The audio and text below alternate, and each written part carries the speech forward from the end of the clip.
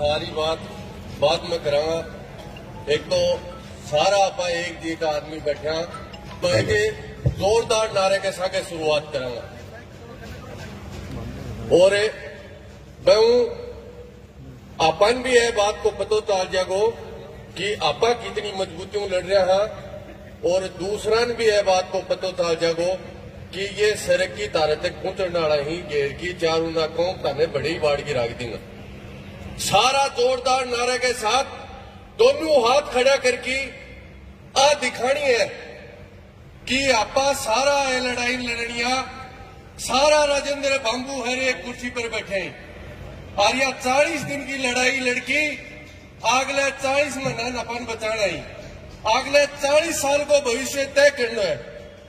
तो मैं बोलूंगा कि झुन्नू से इन चोर लफंगों को भगाना है, झुन्नू को बचाना है। आप बोलोगे झुन्नू को बचाना है, चोर लफंगों को भगाना है,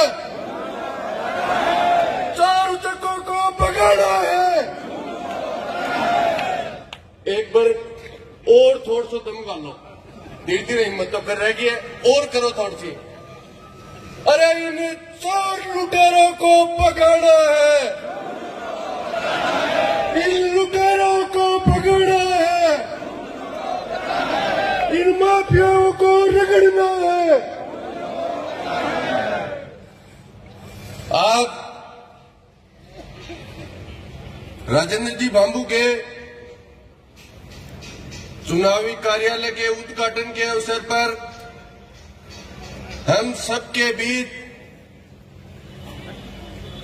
पधारी हुई एक ऐसी शख्सियत जिन्होंने पिछले 5 दशक से इस झुन्नू जिले को ही नहीं पूरे राजस्थान की राजनीति में एक नई दिशा और दशा देने का काम किया है, वो सुमित्रा सिंह जी, जिनके साथ हमारी 3 पीढ़ियों ने काम किया है।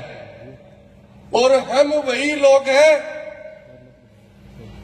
जिन्होंने आपके साथ रहकर इस झुन्नू जिले में ये बोलते हैं कि ये ओड़ा परिवार का गढ़ है, लगातार 3 बार रगड़ने का काम किया है। हम वही लोग हैं और आपके सानिध्य में किया है,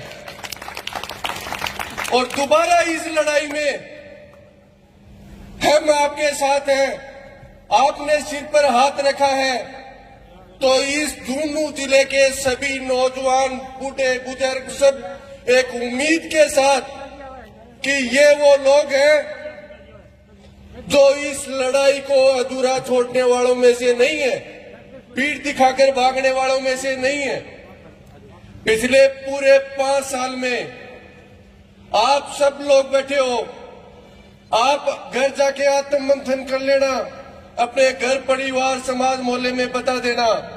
अगर ईमानदारी से राजेंद्र जी ने आपके साथ हर कार्यक्रम में, समाज के सुख दुख में साथ दिया है, तो आज हम सबकी जिम्मेदारी बनती है कि इनकी जो लड़ाई है, जो अपने लिए नहीं हमारे समाज को, हमारे जिले को बचाने में लगे हैं, हम इनको कमजोर छोड़ने की बजाय सारे के सारे मिलकर साथ दें। हमें बताना है हमारे समाज, मोहल्ले में क्या करना है, क्योंकि वहां की व्यवस्थाएं हमें तय करनी है। हमें इनको ये बताना है कि आपकी ये ड्यूटी बनती है और हमने ये मोर्चा संभाल के रखा है। धीरे धीरे 5 से 50, 50 से 50,000 और धीरे धीरे सब एक संकल्प के साथ लगेंगे तो वो दिन दूर नहीं है कि सारे के सारे मिलके हम झुन्नू की विधानसभा के गेट तक पहुंच जाएंगे। और पिछले कई सालों से आजादी के बाद इस झुन्नू जिले का जो माहौल रहा है वो सुख, शांति, समृद्धि और भाईचारे का रहा है।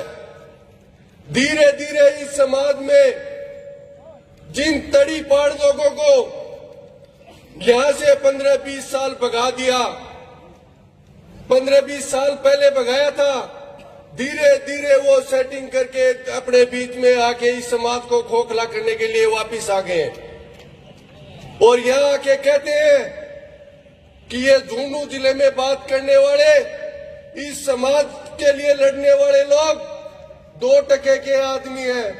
हम उसका 2 मिनट में मुंह बंद कर देंगे। मैं कहना चाहता हूं, वो मंच के माध्यम से भाषण देते हैं कि आपको ऐसा आदमी चाहिए जो विधायक के सामने बोलने तक का मादा नहीं रखते हो। मैं तो 2 ही मिनट में तारी डीपी चोर चेंज करा दूं तो ये बच्चेंगी जद करा देगो ने। ए मामले में तो अणके अनुभव की भी अपन दाद देनी चाहिए। इतना शानदार अनुभव है ए मामले में अपन मुकाबला कौन कर सकेगा। अपन तो लड़ाई ए बात की लड़नी है कि ये राजनीति हमारे समाज की, हमारी शिक्षा की सारी व्यवस्थाएं तय करती है। क्यों न हम अपनी राजनीति खुद तय करें। हम मूल्यों के साथ लड़ने वाले लोग हैं। हम समाज की व्यवस्थाओं के लिए लड़ने वाले लोग हैं। और आप सब लोग समाज में जाके, गांव में जाके, शहर में जाके, ढाणी ढाणी में ये चीज बताएंगे। अगर नौजवानों को अगर कोई पूछना है कि ये नौजवान आपके लिए लड़ने वाला है या नहीं है, अगर दूसरी पीढ़ी में अगर वयस्क लोग हैं वो जाके पूछ लेना कि राजेंद्र जी ने ईमानदारी से उनकी लड़ाई 5 साल लड़ी है या नहीं लड़ी है। और उससे अगली जो पीढ़ी है, हमारे बुजुर्ग लोग हैं, उनसे जाके ये पता कर लेना कि सुमित्रा जी ने उनकी लड़ाई ईमानदारी से लड़ी है।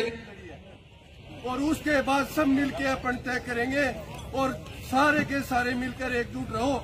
इस व्यवस्था को हम बदल देंगे। जय हिंद, जय भारत।